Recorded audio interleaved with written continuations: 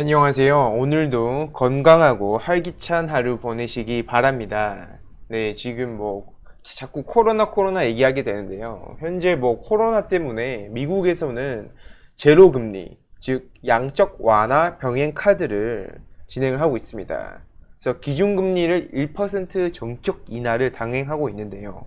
미국 연방준비제도가 15일 기준금리를 1포인트 전격 인하했습니다. 지난 3일 기준금리를 0.5포인트 내린 데 이어 2주도 안 돼서 두 번째 긴급 인하를 단행하여 1%포인트를 인하를 하였는데요. 또 국채 매입을 통한 양적 완화도 개시하기로 하였습니다.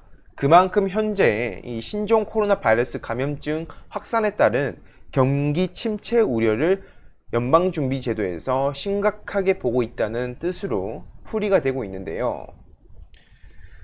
연방준비제도를 줄여서 연준이라고 말씀을 드리도록 하겠습니다. 연준은 이날 기준금리 목표를 기존 1에서 1.25%에서 0에서 0.25% 수준으로 인하를 했는데요. 사실상 이 정도면 제로금리죠, 제로금리.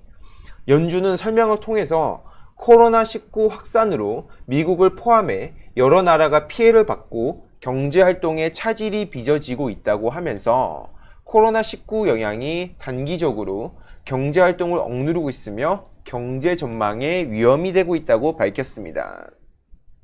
이날 조치는 17일부터 이틀간 예정된 정례 연방공개시장위원회를 앞두고 이뤄졌는데요.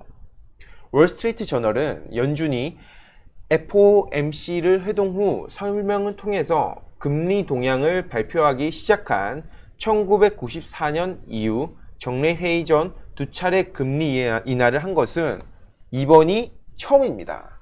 네, 정말 심각하다는 얘기인 거죠.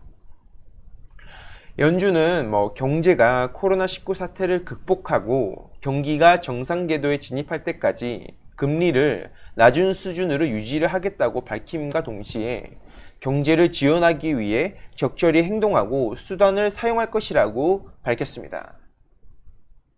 또한 이날 연준은 수개월에 걸쳐 국채와 주택담보증권을 각각 5천억 달러와 2천억 달러를 사들이겠다고 밝혔는데요. 금리 인하와 함께 대규모 양적 완화를 통해 시장의 유동성을 직접 공급하겠다는 계획입니다. 블룸버그 통신은 이번 연준의 조치는 투자자의 신뢰를 떠받치고 시장 붕괴를 막는 데 도움이 될 수 있다고 설명을 했는데요.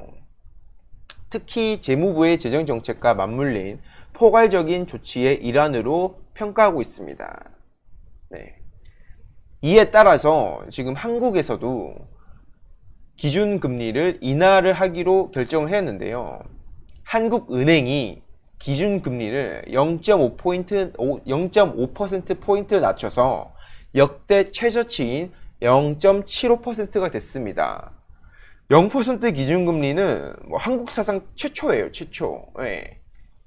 한국은행은 16일 오후 임시금융통화위원회를 열고 17일부터 다음 통화정책 방향 결정시까지 한국은행 기준금리를 1.25%에서 0.75%로 0.5%포인트 하향 조정하여 통화정책을 운용하기로 했다고 밝혔는데요. 한국은행은 이와 함께 금융중개지원대출금리를 연 0.5에서 0.75%에서 연 0.25% 수준으로 인하하기로 했으며 유동성을 충분한 수준으로 관리하기 위해서 공개시장 운영 대상증권에 은행채까지 포함하기로 했습니다. 이러한 기준금리 인하는 다만 미국뿐만이 아니라 한국에서도 신종 코로나 바이러스 감염증 충격을 최소화하기 위한 결정이라고 볼 수 있는데요. 이러한 코로나19 사태가 팬데믹, 즉 세계적 대유행으로 확산되면서 세계 각국에서도 통화 완화 정책에 나서고 있는데요. 네, 정말 심각하죠.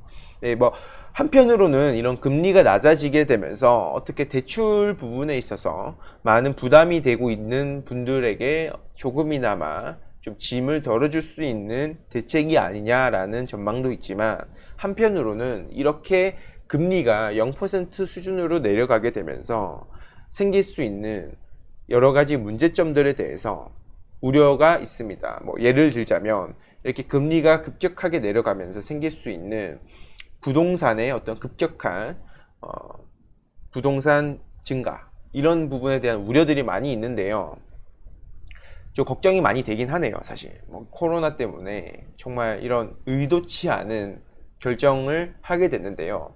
다만 이런 부분을 다 떠나서 최대한 빨리 코로나 사태가 해결이 되고 우리 모두가 좀 건강하고 활기찬 하루를 보낼 수 있도록 빠르게 개선됐으면 좋겠습니다. 네, 이상으로 라디오 마치도록 하겠습니다. 감사합니다.